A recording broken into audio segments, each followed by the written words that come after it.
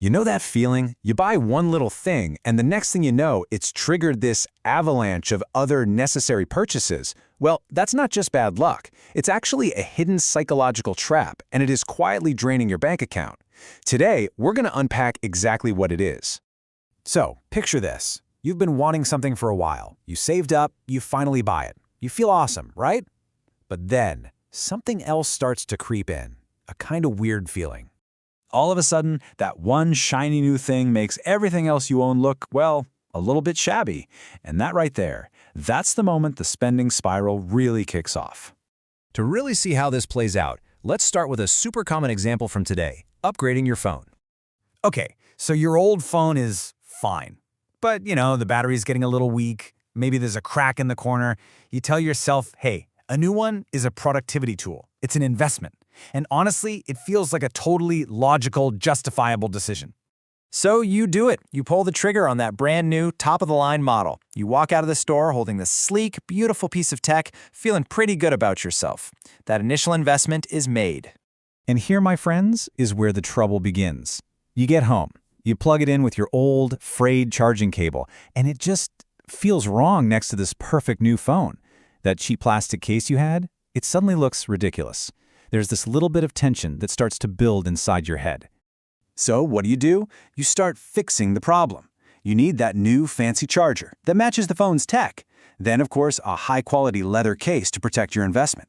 And oh, wait, your old headphones don't work with the new port, so you've got to get the new wireless ones to get the full experience. See?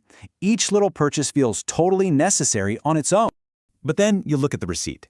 And in just a couple of days, that $1,200 purchase has quietly ballooned by more than a third.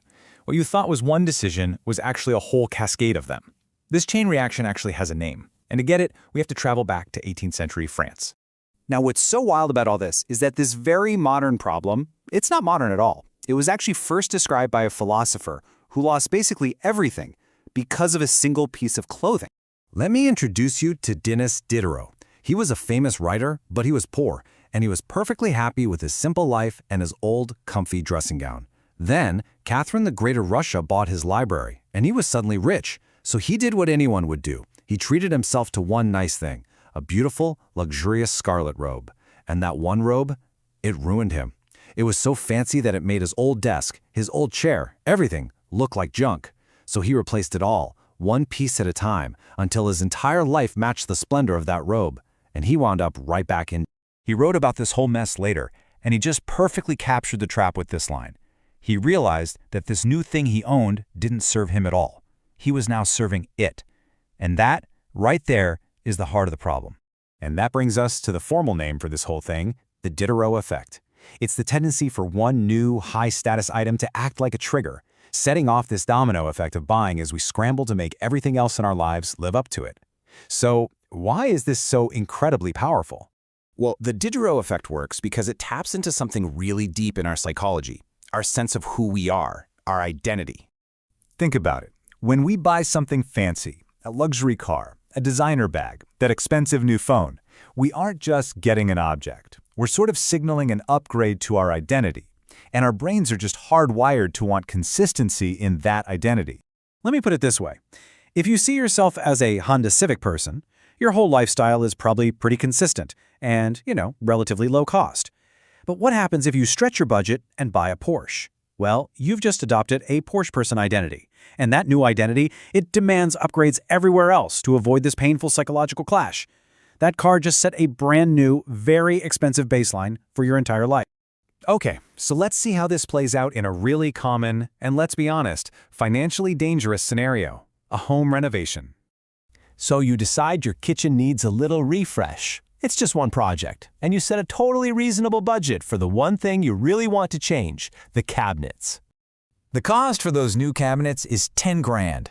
Yeah, it's a lot, but you plan for it, you've got it covered. The work begins. But the second those beautiful, modern cabinets are installed, your 10-year-old fridge suddenly looks ancient, so you replace it. But now the sleek new appliances make your old vinyl floor look cheap and dated. So you replace that. And now your absolutely stunning new kitchen makes the living room next to it look kind of shabby, which kicks off a whole new round of spend. And just like that, your initial, well-budgeted $10,000 project has spiraled into a $35,000 renovation. Those cabinets, they were your scarlet robe. They didn't solve a problem, they created a dozen new ones just by raising the standard for everything around them. This all leads to a really wild, counterintuitive idea. A lot of times, these expensive upgrades actually downgrade our quality of life. We get so scared to actually use our new stuff. We stop living comfortably in our own homes because we turn into curators of a museum, always worried about servicing the objects inside. So the big question is, how do you fight back against a psychological force that's literally hardwired into our brains? I mean, you can't just stop buying things, but you can build a defense system. Here's a 3-step strategy. First, before any big purchase, just try to predict the chain reaction. Don't just look at the sticker price. Calculate the full system cost, the new TV, plus the soundbar, plus the new subscriptions. Second, try the buy one, give one rule.